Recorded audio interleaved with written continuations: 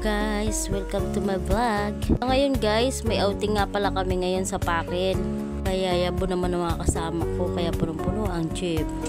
Dito nga po pala kami magsuswimming sa Welcome Lucky G Resort ni Madam. Napakaganda dito guys, kaya pagka gusto niyo mag-swimming dito sa Pakil, dito lang kayo magpunta kay Madam sa Lucky G Resort sa Pakil. Sa likod lang yan ng ng ospital ng Pakil.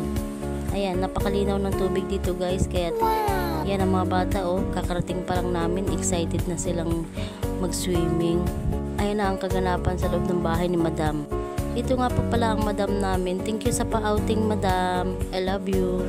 Napaka-sexy at maganda ang Madam namin. Sila pala ang naatasang mag-ihaw ngayon.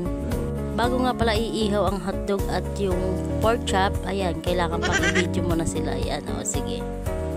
Napakaganda talaga ng kumari ko. Ito pa ang kumari kong isa, napakaganda. Taga-ihaw naman pala, charot. Ayan na po, inihaw na po yung hotdog at baboy. Kainan na yan mamaya. Napakasarap naman ang mga ulam na inihanda ni Madam. Thank you Madam. Ay naku Ame, ano ba yung hawak mo? Yun ba? Mayroon ka na yan, di ba? Ito na nga po palang kaganapan ngayon. Pagkatapos umihaw, ay naayos na ang aming mga pagkain. Ang hindi pa kumakain ay nagsiswimming muna ang aming mga bagets. Kasama na dyan ang bagets na si Kumaring Carmina. Hindi na rin nakatiis si Kumaring Carmina. Nagswimming na rin siya. Tinan mo. Diyan, tagabantay ng anak ko dyan. Ayan na po. Tapos na ang pagpe-prepare ng mga pagkain. Taga San Antonio, Magdalena.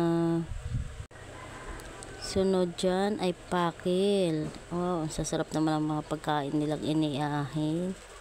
At sunod naman ay sa Kabinti. Ang ganda ng mga design. Lalo na ang GWM. Ang sarap. Pagkatapos ng picture at videohan, hayang kainan na. Ayan. Ang dami nila. Ang dami namin. Isang tabi mo na ang pagdadayet. Kain na po tayo guys. Pagkatapos nga po pala namin kumain dyan, nagpalaro muna si Madam. Kaya thank you Madam sa susunod na outing. Bye!